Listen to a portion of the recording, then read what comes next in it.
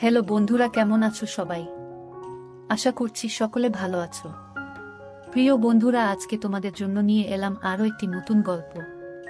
আশা করছি তোমাদের দাঁড়িয়ে যাবে, তাই ভিডিওটা শুরু থেকে শেষ পর্যন্ত দেখো। আমার নাম গোপী, বয়স 29। আমি কলকাতার বাসিন্দা। কলকাতা থেকে একটু সাইড একটা মফস্বল এলাকায় থাকি। বাড়িতে আমার বাবা মা আর একটি বোন আছে। বোনের বয়স 19-এর মতো। সিটি কলেজে ফার্স্ট ইয়ারে পড়ে। দেখতে হেভি সুন্দরী, খুব ফর্সা, শরীর স্বাস্থ্য মোটামুটি। আমি আমার বোনকে ছোটবেলা থেকে আস্তে আস্তে বড় হতে দেখেছি। 13 বয়সের পর থেকে ওর ক্রমশ বৃদ্ধি পাচ্ছিল। আমার দেখে খুব লোভ হতো, মনে হতো যদি পেতাম একবার। আস্তে আস্তে যত বড় হচ্ছিল আমার লোভ তত বৃদ্ধি পাচ্ছিল। আমি ইয়ার্কি মেরে ওর সঙ্গে মজা করতে করতে ওর গায়ে হাত দিতাম। এটা প্রায় আজ থেকে মাস 6 আগে, কিন্তু সে কাহিনী তোমাদের পরে শোনাম। কিন্তু আজ যেটা বলবো সেটা হলো এইমাত্র কাল আর পরশু যা ঘটেছে। এটা আমার জীবনের একটা অনন্য অভিজ্ঞতা। রবিবার আমাদের গ্রামের বাড়িতে একটা বিয়ে বাড়ির নেমন্তন্ন ছিল। আমাদের সকলের সেখানে নিমন্ত্রণ ছিল, কিন্তু বোনের প্রথম বর্ষের এক্সামের তৈয়ারি নেওয়ার জন্য ও বলল যেতে পারবে না। আমিও বললাম আমার অফিসের কাজ আছে, তাই যেতে পারবো না। মা আর বাবাকে বললাম তোমরা দুজনে যাও, আমি আর সুমনা বাড়িতে আছি। ওরা রাজি হয়ে গেল। শনিবার বিকেল বেলায় বাবা আর মা চলে গেল। আমি আর সুমনা বাড়িতে রইলাম। বোনের সঙ্গে মস্তি করে করে সন্ধে বেলায় আমি বেরলাম আড্ডা মারতে। আমার দুই বন্ধু রাহুল আর পঙ্কজ ছিল সেদিন। রাহুল একটা কোম্পানিতে ইঞ্জিনিয়ার, পঙ্কজ ছোটখাটো ইলেকট্রিকের দোকানে কাজকর্ম করে। লেখাপড়াও বেশি দূর করেনি, কিন্তু আমাদের সঙ্গে পড়তো বলে বন্ধুত্ব আছে। আমরা একটা জায়গায় আড্ডা মারতে মারতে বিয়ার খাচ্ছিলাম। বসে বসে গল্প করতে করতে আমি বললাম, আচ্ছা আমার বোন সুমনাকে তোদের কেমন লাগে? ওরা তো অবাক হয়ে গেল। আমি একটা দাদা হয়ে নিজের বোনের সম্পর্কে এরকম বলছি শুনে। ওরা প্রথমে বলল ভালো। আমি তারপর ওদের ভেতরের ভয় কাটানোর জন্য বললাম, ওকে কাছে পেলে তোরা কি করবি? তখন তো সবাই হতভম্ব। তারপর কিছুক্ষণ পরে পঙ্কজ বলল, আরে ভাই তুই রাগ করবি বলে বলতে পারিনি, কিন্তু আমার তো হেভি লাগে। ও যখন কলেজ যায় আমি দোকান থেকে ওকে দেখি। যা লাগে না ওকে দেখতে। কতবার তোদের বাড়িতে ইলেকট্রিকের কাজ করতে গিয়ে দেখেছি। একটা সুযোগ করে দে না ভাই, তোর যা লাগে দেব। রাহুল বলল, ভালোই হয় যদি কাছে পাই। আমি বললাম, বাড়িতে এ সময় কেউ নেই, সবাই মিলে একটা সুযোগ আছে। কিভাবে কি করা যায় বলতো? পঙ্কজ বলল, চল এখনই তোদের বাড়ি যাই। আমি বললাম, আশেপাশের ফ্ল্যাটের লোকেরা সন্দেহ করবে, তাছাড়া মা যদি জানতে পারে তাহলে খুব বকবে। এখানে হবে না, অন্য কোথাও। তখন রাহুল একটা মস্ত প্ল্যান দিল। বলল, চল সবাই মিলে দীঘা ঘুরে আসি, তোর বোনকেও নিয়ে যাই। ওখানে গিয়ে হোটেল ভাড়া নেব, তারপর সেখানে সবাই মিলে। আমি বললাম, কিন্তু ও কি আমাদের সঙ্গে যেতে রাজি হবে? পঙ্কজ বলল, রাজি কাতে হবে? তুই শুধু যেভাবে হোক তোর বোনকে রাজি করা। আমার দীঘায় অনেক পরিচিতি আছে, আমার চেনা হোটেলও আছে। আমি ফোনে রুম বুক করে নেব। আমি বললাম, ঠিক আছে দেখছি। রাহুল বলল, না দেখছি নয়, আমি সব খরচা করব, তুই শুধু রাজি করা। আমি বললাম, ঠিক আছে। তাই আমাদের ঠিক হলো আমরা 3 জন দীঘা যাব, আমার বোন সুমনাকে নিয়ে। দীঘা হলো ওয়েস্ট বেঙ্গলের সবচেয়ে বড় সি বিচ। খুব সুন্দর জায়গা। আমি ওখানে 3-4 বার গেছি। কলকাতা থেকে 4-5 ঘন্টার পথ। বাসে করে যেতে হয়, এছাড়া ট্রেনেও যাওয়া যায়। এবার কাহিনীতে আসি। আমি বাড়িতে এসে বোনকে বললাম, সুমনা বাবা মা তো নেই, চল না কোথাও থেকে ঘুরে আসি। আমার 2 বন্ধু আর 2 বান্ধবী যাবে, সবাই মিলে মজা করতে করতে যাব। ও বলল, দাদা আমার যে পরীক্ষা সামনে, পড়াশোনা করতে হবে। আমি বললাম, চল না একটা দিন তো, আমরা সবাই মিলে খুব মস্তি করব। আর তাছাড়া তুই তো জানিস আমার বন্ধুদের কে, সীমা আর আঞ্জু যাবে সঙ্গে। তোরা 3 জন মেয়েরা মস্তি করবি। এইভাবে অনেকক্ষণ ধরে বলে ওকে রাজি করলাম। বললাম, ব্যাগ প্যাক করে নে, বিচে স্নান করতে হবে, সেই অনুযায়ী হালকা কাপড় জামা নিবি, সকালে বেরবো। রাতে শুয়ে শুয়ে রাহুল আর পঙ্কজকে ফোন করে দিলাম। সকালে দুজনে বেরিয়ে পড়লাম। রাহুল আর পঙ্কজ পরের স্টপেজে উঠবে। আমরা বাসে উঠে পড়লাম। পরের স্টপেজ যথারীতি রাহুল আর পঙ্কজ উঠল। বোনের পাশে আমি বসেছিলাম। 2-3টা স্টপেজ পর যখন কোনো মেয়ে উঠল না, তখন বোন আমাকে বলল, কিরে দাদা, তুই যে বললি সীমা আর আঞ্জু আসবে, কই উঠল না তো? আমি বললাম, ওদের বাড়িতে কি প্রবলেম হয়েছে তাই আসতে পারেনি। বোন তো চিন্তায় পড়ে গেল, বলল তাহলে কি হবে? আমি বললাম, চিন্তার কি আছে, এই তো আমরা 3জন আছি, 4জনে মস্তি করব। বোনকে খুব চিন্তিত দেখালো। রাহুল আর পঙ্কজ ওর সঙ্গে গল্প করতে লাগলো। বাস দীঘা পৌঁছালো 12টা নাগাদ। আমরা সবাই বাস থেকে নেমে হোটেলের দিকে রওনা দিলাম। পঙ্কজ আগে থেকে হোটেলে রুম ঠিক করে রেখেছিল। গিয়ে দেখলাম খুব কনজেস্টেড জায়গায় হোটেলটা। ছোট ছোট খুপড়ি খুপড়ি রুম, খুব একটা পরিষ্কার নয়। আমি বললাম, এইরকম জায়গায় কেন ঠিক করলি? কোনো ভালো জায়গায় ফ্যামিলি হোটেল পেলি না? পঙ্কজ কোনো উত্তর দিল না। বলল, যা ঠিক করেছি তাতেই চল, বেশি কথা বলিস না। পরে জেনেছিলাম এটা আসলে একটা কম দামি হোটেল। বাইরে থেকে যারা ওসব কাজের জন্য এখানে আসে তারা এখানে থাকে। এদের নিজস্ব সার্ভিসও আছে, কেউ কেউ সাথে নিয়েও আসে। যাই হোক, আমরা 2টো রুম বুক করলাম, একটা বোনের জন্য আর একটা আমাদের 3জনের জন্য। আমরা রুমে ঢুকে প্ল্যান করলাম বিচ যাওয়ার আগে একটু ড্রিঙ্ক করব। তাই বোনের রুমে নিয়ে গিয়ে বললাম, তুই ফ্রেশ হয়ে নে, একটু পরে বিচে যাব, আমরা খাবার নিয়ে আসছি। এই বলে আমরা বাইরে গেলাম। একটা বারে বসে বসে হুইস্কি আর খাবার খেলাম। আধ ঘন্টা পরে ওখান থেকে বেরিয়ে বোনের জন্য খাবার কিনতে গেলাম। এসে দেখি পঙ্কজ আর একটা ড্রিঙ্কস কিনেছে। আমি বললাম, কি হবে এটা? বলল, কাজে লাগবে। আর একটা স্প্রাইটের 600 ml কিনে রুমে এলাম। রুমে এসে পঙ্কজ স্প্রাইটের বোতলটা একটু খালি করে ওতে ড্রিঙ্কসটা ঢেলে দিল। তারপর বলল, চল এবার সুমনার রুমে। বলে সে খাবারটা আর স্প্রাইটটা নিয়ে সুমনার রুমে ঢুকলো। আমিও গেলাম। গিয়ে বললাম, তুই ফ্রেশ হয়েছিস? বোন বলল, হ্যাঁ দাদা। আমি বললাম, খেয়ে নে, তারপর বিচে যাব। পঙ্কজ ওকে স্প্রাইটটা দিল, বলল, সুমনা তুমি এটাও খেয়ে নাও। আমরা বসে বসে গল্প করতে লাগলাম। খেয়ে দিয়ে স্প্রাইটটা খেতে লাগলো। বলল, দাদা স্প্রাইটটা এত কড়া কেন বলতো? পঙ্কজ বলল, হয়তো দ্বীপে ছিল তাই, কিংবা হবে হয়তো আগেকার জিনিস। তুমি খেয়ে নাও, কিছু হবে না বলাতে ও খেতে লাগলো। আমরা ওকে বললাম, তুই খেয়ে রেডি হ, আমরাও রেডি হচ্ছি, বিচে যাব। তারপর আমরা 10 মিনিট পর রেডি হয়ে সুমনাকে ডাকলাম। ও বেরিয়ে এলো, একটা রেড কালার জিন্স আর একটা গ্রিন কালার টপ পরে। পঙ্কজ ওকে বলল, সুমনা এই ড্রেস পরে বিচে যেও না, চলো আমি তোমাকে ড্রেস সিলেক্ট করে দিচ্ছি। বলে পঙ্কজ রুমের ভেতরে নিয়ে গেল সুমনাকে। কিছুক্ষণ পর পঙ্কজ বেরিয়ে এলো। আমি বললাম, কিরে, কি ড্রেস দিলি ওকে? পঙ্কজ বলল, দেখতেই পাবি, তোর বোনকে কি বানাবো, দেখতেই পাবি। কিছুক্ষণ পরে সুমনা বেরিয়ে এলো, একটা শর্ট প্যান্ট আর একটা লাইট ইয়েলো জামা। ও খুব লজ্জা পাচ্ছিল এটা পরে। বলল, পঙ্কজ দা, এটা তো নাইট ড্রেস, এটা পরে বিচে যাব। পঙ্কজ বলল, চল, এরকম ড্রেসে বিচে স্নান করার জন্য বেস্ট। তুমি কি স্প্রাইটটা পুরো খেয়ে নিয়েছ? বোন বলল, না, পুরোটা খাইনি। পঙ্কজ তখন বলল, ওটা নিয়ে নাও, বিচে পিপাসা পেলে খাবে। তারপর আমরা বিচে গেলাম। সানডের বাজার, তাই আজ বিচে খুব ভিড়। আমরা একটু সাইড এ কম ভিড় দেখে জলে নামলাম। সুমনা জলে বেশি দূর নামল না। আমরা অনেক দূর এগিয়ে গেলাম। কিছুক্ষণ পরে খেয়াল এলো সুমনা সেখানে একা আছে। ভাবলাম দেখে আসি। সামনে গিয়ে দেখলাম কি হক লাগছে, আশেপাশের কিছু চ্যাংড়া ছেলে ওকে হা করে দেখছে। আর বোন সেটা সম্পূর্ণভাবে বুঝতে পেরে অস্বস্তি ফিল করছে। ঠিক এমন সময় একটা বড় ঢেউ এলো।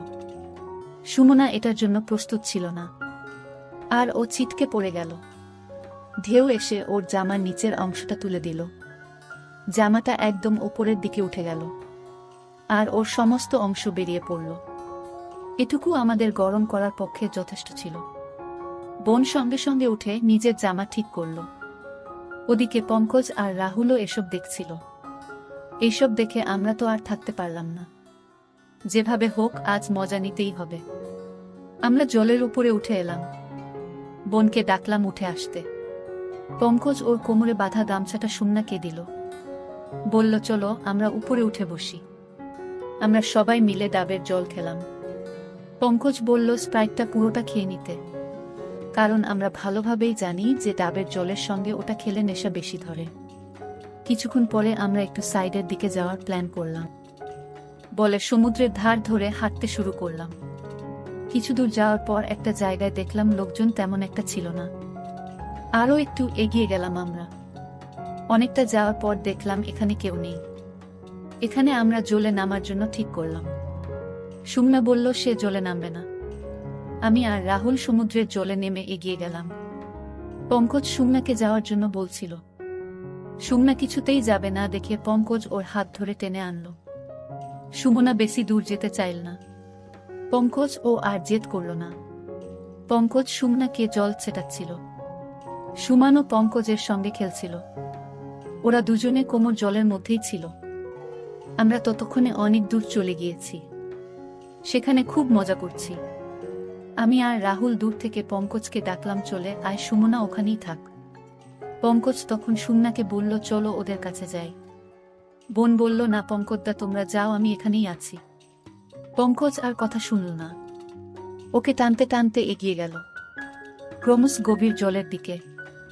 বোন ভয় পেল, বলল আমি যাব না। পঙ্কজ তাকে নিয়ে এগিয়ে গেল আরো গভীর জলে। এবার বোন খুব ভয় পেল আর পঙ্কজের গলা জড়িয়ে ধরল। পঙ্কজ এই সুযোগটাই খুঁজছিল। আমরা এবার বুঝতে পারলাম পুরো ব্যাপারটা। রাহুল ছুটে এগিয়ে গেল ওদের দিকে। পিছন থেকে গিয়ে সুমনাকে জড়িয়ে ধরল। সুমনা ভয় পেয়ে একবার রাহুলের গলায় আর একবার পঙ্কজের গলায় ঝুলতে লাগল। বোন খুব ভয় পেয়েছিল, তাই সে ওদের মনভাব বুঝতে পারল না। এরপর আমি গিয়ে পৌঁছালাম ওখানে। বোন আমাকে দেখে ভয়ে আমার গলা জড়িয়ে ধরল। রাহুল আর পঙ্কজ পিছন থেকে মজা নিতে লাগলো। পঙ্কজ ওকে বোঝাতে লাগলো ভয় নেই। রাহুল ওর খোলা থাইয়ে হাত বোলাতে লাগলো। সবাই মিলে সুমনাকে নিয়ে খেলতে লাগলাম। আমার বেচারি অসহায় বোন একবার আমার গলায় একবার বন্ধুদের গলায় ঝুলতে লাগলো। এইভাবে খেলতে খেলতে সুমনার জামার নিচের দিকের দুটো বটন খুলে গিয়েছিল। আমরা এবার সেদিকে মনোযোগ দিলাম। আমি লক্ষ্য করলাম কি অসাধারণ দেখতে আমার বোন, কি চকচক করছে ওর স্কিন। এবার বোন বুঝতে পারল ওর সঙ্গে কি হচ্ছে, কিন্তু ওর কিছু করার ছিল না। ও বলতে লাগলো, দাদা আমায় ছেড়ে দে। আমরা ওকে জলের উপরে বসিয়ে দিলাম। তিনজন মিলে অবাধ খেলায় মেতে উঠলাম। তারপর পঙ্কজের গামছাটা আমি ওকে দিলাম, সেটা দিয়ে বোন তার নিচে বেঁধে আমাদের সঙ্গে হোটেলের দিকে রওনা হলো। হোটেল গিয়ে আমরা সবাই বোনের রুমে ঢুকলাম। বোন ওই অবস্থায় বিছানায় বসে কাঁদতে লাগলো। ভাবতে লাগলো কিভাবে ও আমাদের কাছে বিলি হয়ে গেল। তখনও কি আর বুঝতে পেরেছিল যে ওর সঙ্গে আরো কি কি হতে চলেছে। কিন্তু আমাদের তখন ওর অবস্থা ভাবার মতো সময় নেই। পঙ্কজ এসে ওকে বিছানার ওপরে ফেলে দিল। আমার বোন সুমনার অবস্থা ওঠার মতো ছিল না। সে একদম চুপচাপ শুয়েছিল। প্রচণ্ড ক্লান্ত অবস্থায় মাঝে মাঝে ফুপিয়ে ফুপিয়ে কাঁদছিল, কোনো কথা বলছিল না। পঙ্কজ আর রাহুল ওকে তুলে ধরে আস্তে আস্তে বাথরুমে নিয়ে গেল। আমিও গেলাম পিছু পিছু। বাথরুমে গিয়ে আমরা তিনজনে মিলে সুমনাকে স্নান করিয়ে দিলাম। ভালো করে সাবান মাখিয়ে সুমনাকে স্নান করিয়ে দিলাম। আমরাও স্নান করে নিলাম।